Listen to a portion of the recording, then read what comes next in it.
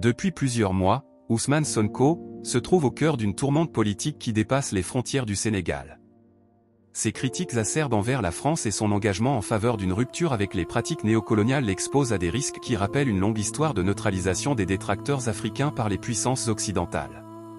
Ces menaces soulèvent des interrogations sur la sécurité des leaders africains qui osent défier les héritages coloniaux.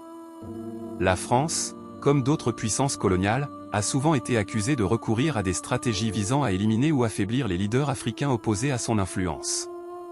Des figures historiques comme Thomas Sankara au Burkina Faso ou Patrice Lumumba en République démocratique du Congo sont devenus des symboles tragiques de cette lutte pour l'indépendance.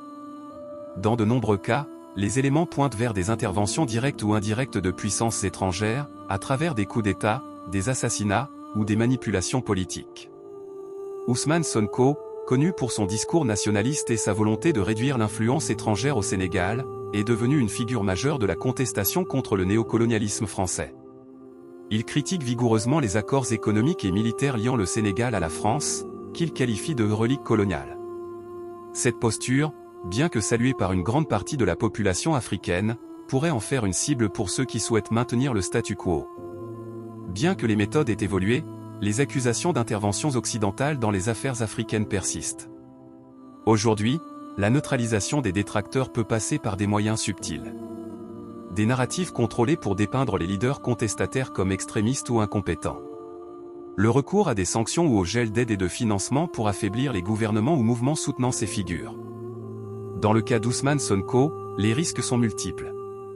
D'une part, son influence croissante auprès des jeunes et des classes populaires pourrait inquiéter les élites locales et internationales.